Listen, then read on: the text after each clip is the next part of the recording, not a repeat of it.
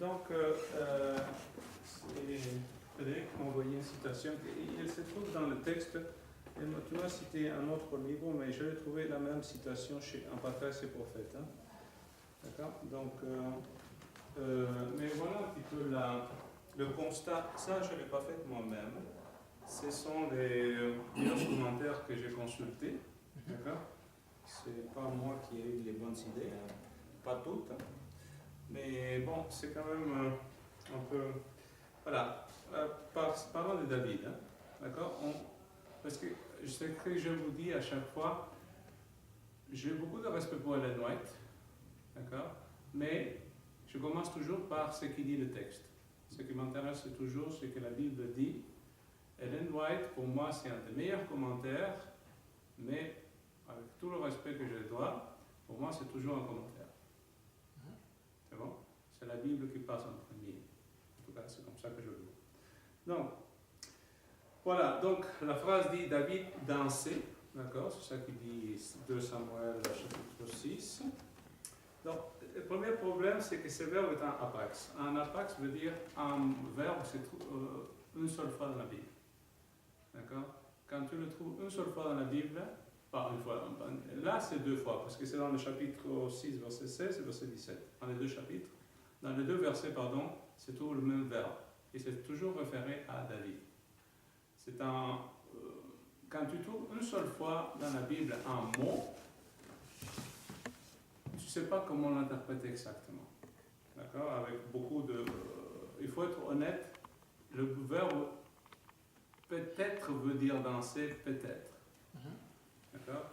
On doit se baser sur d'autres langues que sont, comment on s'appelle, comment dire, en français on cherchera l'espagnol, le latin, des langues qui sont proches pour trouver un vieux mot français, pour comprendre un vieux mot français. C'est la même chose qu'on fait là-dessus. Donc, plusieurs versions anciennes traduisent par tournoyer. Tournoyer, c'est quelqu'un qui se tourne sur lui-même. Hein. C'est ça que veut dire tournoyer. Je n'ai pas inventé, c'est juste, je cite des traductions vieilles, anciennes, donc en français. Logarithmique, c'est une langue qui est proche, c'est une langue qui était parlée plus au nord et qui est famille avec le, comment ça s'appelle, avec l'hébreu. Le traduit par battre des mains, claquer des doigts. Ça va? D'accord? On n'est pas sûr qu'il est en train de danser vraiment, par le mot lui-même. D'accord? C'est possible. Pourquoi c'est possible? Parce que on le voit un peu plus bas, c'est un parallèle avec le mot sauter. Ça, le verbe sauter, on l'a. On ne fait pas de discussion dessus. Mais puisqu'il y a à côté de sauter, ça c'est pour eux qui danse. D'accord? C'est ça qui est le problème. Le problème, c'est que, donc voilà, sauter, verbe sauter, qui est dans le chapitre 6, verset 16, qui est en parallèle, il sautait et il dansait, dit Louis II. Bon, le problème, c'est que le comportement de David rappelle les danses du culte de fertilité. Donc, on sait que dans le culte des Baal, donc je le mentionne, et dans plusieurs autres cultes des pays environnants, on danse. Il n'y a pas de problème. D'accord? Là, chez les païens, c'est comment, on ne discute pas ça. Mais est-ce que c'est à l'intérieur du peuple d'Israël? On ne voit jamais des prêtres danser. D'accord? On ne voit jamais à l'intérieur du culte d'Israël, je parle. D'accord? Voilà une exception dans laquelle on ne sait même pas tout à fait si ça veut dire danser ce verbe. Bon, voilà le problème, mais c'est sûr que ça fait plus penser au monde cananien qu'au monde d'Israël. Bon, premier problème. Deuxième problème, c'est que David descend d'un effort de l'an, dit le texte. Et si tu recherches dans les autres fois où l'expression effort de l'an est utilisée, c'est quelque chose qui est exclusif aux prêtres. D'accord? Ce n'est pas juste quelque chose qui ressemble à celui du prêtre. C'est carrément l'expression pour l'habit du prêtre. Ça va? C'est pas le matériel? C'est pas le matériel seulement. C'est le design, c'est un effort. C'est pas juste, comment dire, c'est pas le lin. en tant que tissu, n'importe quelqu'un qui avait de l'argent pouvait se faire une chemise en lin. D'accord, une Éphod, chemise. c'est quoi alors? Éphod ensuite. Ah, éphod, c'est l'affaire que le prêtre porte dessus. Est-ce que le mot a été Mais créé si la- Mais c'est quand Jésus... l'éphod, là, c'est l'habillement du prêtre qui est appelé éphod de lin. Petite D'accord. question. Oui. S'il a bien un éphod, mais que l'éphod n'avait pas été consacré, est-ce que ça... Ça on n'en sait rien. Ah, c'est- D'accord. ah. On n'en sait rien. D'accord. David n'est pas de la tribu de Lévi et ce qu'il fait, c'est un outrage en quelque sorte en prenant. Je veux dire, tu peux te déguiser pour Halloween en policier. D'accord. D'accord. Ça peut exister. Des gens qui se déguisent en médecin Ouais. pour Halloween. D'accord. Ou d'autres fêtes. C'est pas interdit. Mais c'est sûr que si tu es déguisé comme un policier, avec une gaine en plastique, il y a quelqu'un qui va se tromper. D'accord? Quelqu'un qui te voit, soit il a peur, soit il peut te tirer dessus. Ouais. Parce qu'il croit que tu es un policier. Mais Melchisedec non plus, bien que c'est avant, n'était Oui, pas c'est bien de- avant. Ouais. n'était Là, pas- avec Melchisedec, on n'en sait rien comme elle était habillée. C'est ça le petit détail. Et c'est un prêtre de l'Éternel, image du Christ lui-même. Donc, Melchisedec, je ne peux pas l'utiliser comme exemple, ça ne donne pas assez d'enseignements. D'accord? Mais l'expression, donc je disais, ce n'est pas juste du lin, mais ce type d'habillement en lin, c'est pour les prêtres. Cherche juste d'autres fois dans le reste de l'Ancien Testament, c'est les prêtres. Et voilà que David emploie ces mêmes habits qui n'est pas pour le gens commun dans cette occasion-là. Ça, c'est un problème déjà. D'accord? Un autre problème, c'est que David fait des sacrifices, dit le texte, ça c'est le chapitre 6, verset 17, tâche qui était réservée normalement. C'est vrai qu'Abraham, par exemple, Isaac, ont fait des sacrifices. D'accord? À leur époque, il n'y a pas de prêtre. Mais du moment où les prêtres sont nommés, de la famille d'Aaron, etc., et donc des Lévites, c'est pas n'importe qui peut faire ces petits sacrifices à soi. On doit les amener à la bonne place et le faire par la bonne personne. Mais Oui. est-ce que c'est pas peut-être ce que ça dit? Parce que dire que le roi a fait des sacrifices, pour moi, Ah, le ça texte- dépend du texte. Ça dit Oui. pas nécessairement que c'est lui qui allait tout Ça faire. c'est peu, mais c'est écrit comme ça. Bon, D'accord? moi, je le prenais C'est-à-dire, comme celui qui Ça, dirigeait. ça pourrait être lui qui dirige, mais le texte dit c'est lui qui a fait les sacrifices. Ça aurait pu être plus simple, ça aurait été plus clair et pas causer des problèmes s'il dit et David demanda aux Lévites de faire le sacrifice. Je ne sais pas, quelque chose, mais moi un mot qui veut dire que ce n'est pas toi qui as mis la main dedans. Tu comprends? Juste, Mais dans le cas de Salomon, comment est-ce qu'il s'est dit? oui, c'est ça. Je me dis, est-ce que c'est la première fois que ça s'utilise comme un roi Ah bah, je qui vais pas fait des chercher sacrifices? Salomon. Dans la je dédication pêche. du temple. Ouais, dans la dédicace du temple. Mais bon, donc, on va voir Salomon un petit coup là. Un Salomon, ça doit être un roi. Je pense que c'est un roi. Début d'un roi, c'est ça. Donc, je le tape.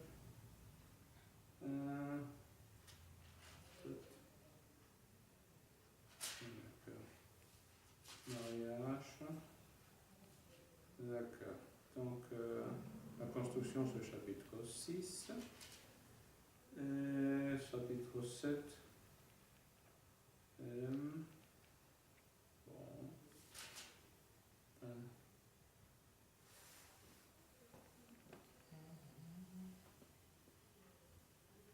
D'accord. Tous les anciens transportent, ils transportent donc, voilà, le chapitre 8, je suis chapitre 8. Et c'est. Et on va faire devant l'arche, il sacrifia des brebis. Il sacrifia, tu vois. Salomon, Verset 5. Il sacrifia, bon, et plus haut, c'était mentionné tous les chefs de tribus, les chefs de famille. Il y a beaucoup de monde. Hein. Ouais. D'accord? Donc, et il sacrifie ça. Verset 6. Les sacrificateurs portèrent l'arche. Il y a des sacrificateurs au travail là-dessus. Mais on dit, des fois, on dit, Salomon offrit tel nombre de bureaux. Non, je comprends. Je dis que c'est pas clair. Effectivement, oui. C'est juste ça. D'accord? Point suivant. Mais c'est sûr que s'il a offert Oui. les sacrifices lui-même, ça va. C'est ça. Et je ne sais Ça, pas ça s'il serait resté vivant en tant que tel. C'est ça mon inquiétude. Parce que si on remarque comment Dieu est sévère par rapport à ce point-là, je ne sais pas si le gars serait assez nécessairement aventureux pour dire Est-ce que ce serait comme un blasphème?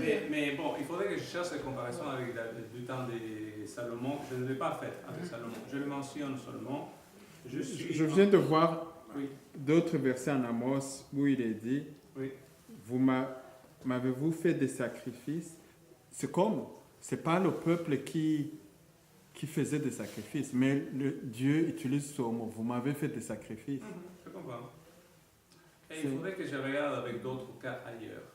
Mais là, dans le cas de Salomon, on ne peut pas dire qu'il n'a pas utilisé les prêtres. Les sacrificateurs sont là. D'accord? D'accord? Donc là, Salomon, c'est un mauvais exemple contraire plutôt. D'accord? Donc le verset suivant, c'est le verset 18. Il dit, David donna la bénédiction à l'assemblée. Encore là, vous cherchez cette bénédiction, c'est le rôle du grand prêtre. Pourquoi il le fait lui? Je ne sais pas. Ça va? C'est un autre petit problème, c'est le verset suivant, juste le verset 20. Et ensuite, je vais au verset 20, toujours le même chapitre 6. Hein? Oui. Et le verset 20, Michal affirme, donc c'est sa femme, tu t'es montré à moitié nu devant le servant de tes serviteurs comme un homme sans valeur pourrait le faire. Ça, je suis en train de citer Parole de vie, français courant, Semeur top. D'accord? Si vous voulez, je peux lire en 8 secondes le chapitre 2, chapitre 6, 206, voilà. Et le verset 20, 8 secondes dira, quel honneur aujourd'hui pour le roi d'Israël de s'être découvert, il dit découvert. Mais là, elle dit littéralement en hébreu, tu t'es dénudé devant tout le monde. Alors, tu t'es déshabillé devant tout le monde. Tu as montré ta nudité, si tu veux. D'autres versets, par exemple, quand il dit que le prêtre doit, et on ne doit pas faire des escaliers pour monter dans l'autel de l'Éternel, pour que les gens ne voient pas la nudité du prêtre depuis le bas. Quoi. Ben, on disait, tu lui feras des caleçons pour que je ne vois pas sa nudité. Ben c'est ça, il ne faut pas montrer la nudité. Et c'est cette expression même que se retrouve ici. Bon, est-ce que Michal veut insulter David un petit peu, puisque c'est sa femme, quand ta femme, il peut avoir exagéré, d'accord, ça c'est possible, je n'en sais rien, d'accord, mais elle dit quand même, tu as montré ta nudité devant tout le monde, en gros, d'accord. D'accord, c'est ça que lui dit sa femme. Oui. D'accord. Donc, ce qui me dérange, c'est la réponse de David. D'accord. Parce que David n'a pas nié qu'il se soit déshabillé devant tout le monde. Il ne dit pas, ben, c'est pas vrai ça. Moi je ne me suis pas déshabillé. Calme-toi, femme. Oh. Non, c'est pas ça qu'il dit. Il dit, je le fais et je le ferai encore parce que je le fais pour l'Éternel. Bon. David répondit, c'est devant l'Éternel qui m'a choisi de préférence à ton père et à toute sa maison pour m'établir chef sur le peuple de l'Éternel, sur Israël. C'est devant l'Éternel que j'ai dansé. Voilà l'autre fois où le mot se retrouve. Donc,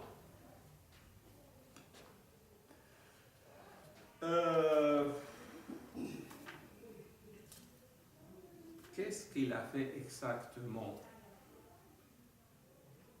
Est-ce que, comme on dit la version en haut, si on se base sur le, comment ça s'appelle, logarithmique, est-ce qu'il a juste claqué des doigts et puis il a sauté, parce que ça doit sauter qu'elle en mesure, au battre des mains, ou est-ce qu'il a vraiment dansé d'une certaine façon? Quel type de danse il a fait? On peut le couvrir si on veut, on peut tourner à essayer d'imaginer qu'est-ce que ça aurait pu être, son affaire. C'est un texte difficile. D'accord, je le dis avec toute franchise. Il y a beaucoup de choses qui sont un peu louches du côté de David. Pourquoi on ne le dit pas plus clairement? Je ne sais pas. mais je vous donne, voilà ce qui est là-dessus. Donc, et Ellen White dira, bon, ça c'est la citation que Frédéric m'a donnée, et en tout cas, on va le voir quand on voit Ellen White. Donc, sur Ellen White, j'ai trouvé 20 citations toutes contre. D'accord? Là, j'en ai mis 9 en place. Si vous voulez toutes, je vous les envoie par Internet parce que ça prend du temps de traduire. Toutes contre David? Non, contre la danse. D'accord? Bon, quand c'est déjà traduit en français, c'est facile. Effectivement. Mais quand c'est pas traduit en français, tous ces livres qui ça n'existe pas en français, je suis mauvais en français. Donc j'ai peur de faire des erreurs dans ma traduction. J'en ai traduit un peu, mais pas trop. J'ai mis les choses qui sont déjà en français aussi déjà traduites. D'accord? C'est pas que je ne peux pas faire le reste, ça va me prendre un peu de temps. Mais juste pour que vous ayez, elle est vraiment, en tout cas à mon goût, assez dure envers la danse, en général. D'accord? C'est mon Mais là, c'est à savoir. Vous voyez la confusion. Est-ce qu'elle est contre la danse? Parce que là, c'est à savoir la danse dans le lieu du culte, ça c'est sûr que. Mais la danse en général. C'est ça. On va aller voir un peu ça. Non, mais vous voyez la confusion que quand même ça Oui. Parce que sur un point, elle parle une chose, par exemple, tu n'es pas tout à fait d'accord, mais sur l'autre, il y a des choses, tu es d'accord, tu vois, c'est comme. Il y a comme. C'est ça qu'on appelle une contradiction. Je vais te dire en gros, là où je me base, c'est pas Ellen White. C'est-à-dire, la Bible elle-même, elle n'est pas pour la danse non plus. La danse, même le folklore, il a sa place à certaines occasions très précises et d'une façon très, très précise, si on veut faire avec les Juifs. Hors de ça, il n'y a pas, dans le moment du culte, il n'y a jamais de danse d'aucune sorte. Non, pas dans le culte. Mais moi, la danse, c'est pas. Mais dans le folklore, encore là, si tu veux, vraiment à la façon juive, c'est les hommes avec les hommes, les femmes avec les femmes. Ça, la façon juive, oui, les juifs ont leur. Il y a plusieurs choses qui faisaient qu'on fait pas. Ça, c'est la culture. C'est ça. Où est le spirituel et la culture, parfois c'est difficile. C'est ça. Mais on va chercher à finir quand même le bout là, et on va aller voir un peu Ellen White. Ellen White, bon là. Donc là on a lu, on a lu. Donc caractéristique de la langue dans la Bible. On va pas mettre. Ah, voilà. D'accord. Bon, ça c'est les images qu'on avait vues. Dans la petite liste. Bon, ça, on l'a vu. Bon, le verset, on les a tous lus. La dernière fois, on s'est arrêté avec le verset, me semble. Effectivement, on était rendu à Ellen White en fait. Pas tout à fait. On s'est arrêté à cette image-là. D'accord? Donc, le problème de la danse moderne. On reste avec la danse moderne. Tu vois? C'est ça qu'on est arrivé. Mais on va s'arrêter là parce que on en a un peu quand même à dire. D'accord. Donc, la Bible nous incite à nous éloigner de tout ce qu'est la luxure. D'accord? Luxure, c'est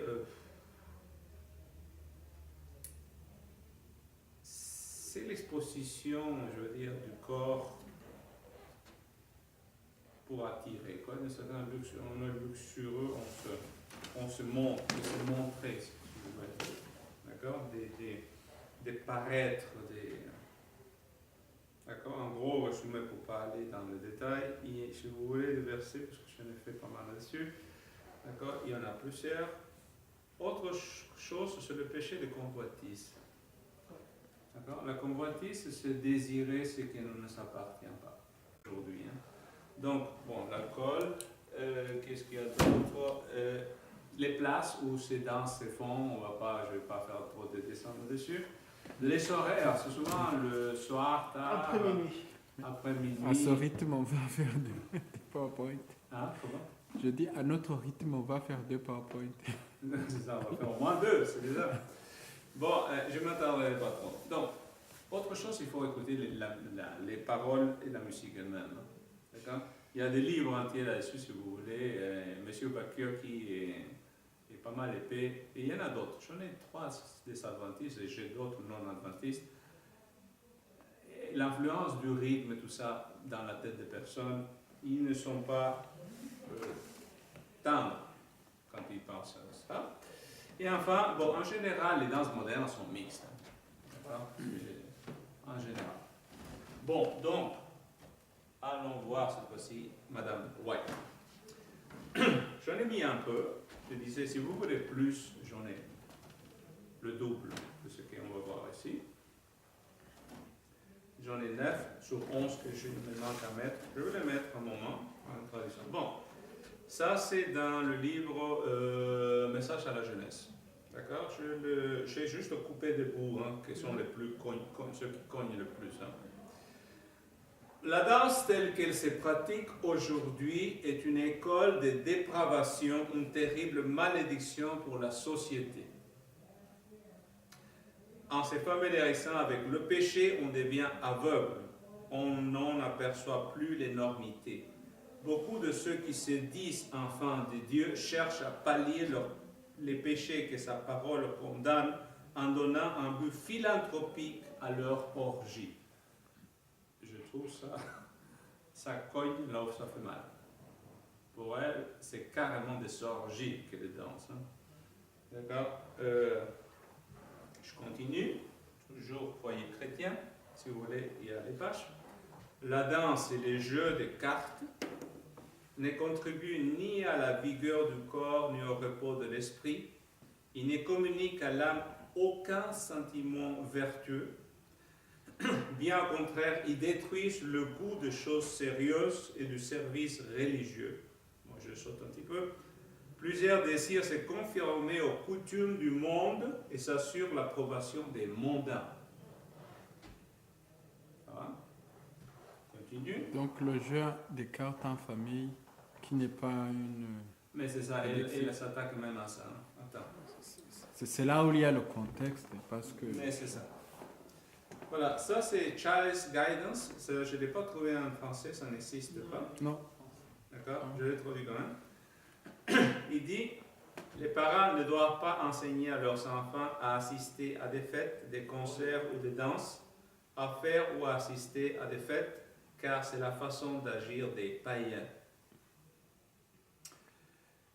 Foyer chrétien. Mais ça, c'est quoi? Quelle fête? Ben c'est ça. Parce que là, je vais te dire, on organise une fête à la maison pour l'anniversaire. C'est ça, c'est ça. Mais moi, je suis en train de juste citer, parce que le mot danse s'y trouve. Effectivement. D'accord? Je ne suis pas en train de dire quelle sorte de fête là-dessus, mais c'est ça le paragraphe. Donc, rares sont les plaisirs que Satan ne fait pas concourir à la destruction des âmes. C'est un peu plus tôt, mais je coupe un petit peu. Il recourt au carnaval, à la danse et aux jeux de cartes pour faire tomber les barrières morales et pour ouvrir les portes à la sensualité. À ceux qui plaident en faveur de tels divertissements, nous répondons au nom de Jésus de Nazareth, nous ne pouvons en toute conscience nous y livrer. La bénédiction de Dieu ne saurait être invoquée sur le temps passé au théâtre ou à la danse. Aucun chrétien ne souhaiterait mourir dans un tel endroit et pas un ne voudrait s'y trouver au moment où Jésus reviendra. Foyer chrétien, page 500. Oui, comme ça, c'est fait. Conseil à l'économe. Nous voyons les églises d'aujourd'hui encourager les réjouissances, la gourmandise et la dissipation par des soupers, kermesses, fêtes et danses organisées dans le but de récolter des fonds en faveur du trésor de l'église. C'est une méthode inventée par des esprits charnels pour s'assurer des fonds sans que cela leur coûte le moindre sacrifice. Continue. C'est quoi les kermesses? Kermesse, c'est des sortes de places où il y a des stands où on vend des repas, etc., des choses, et les gens, on ramasse des fonds comme ça. Okay. D'accord? Une sorte de foire, si tu veux. C'est ça une kermesse. C'est pas tout à fait la même chose, mais pas mal.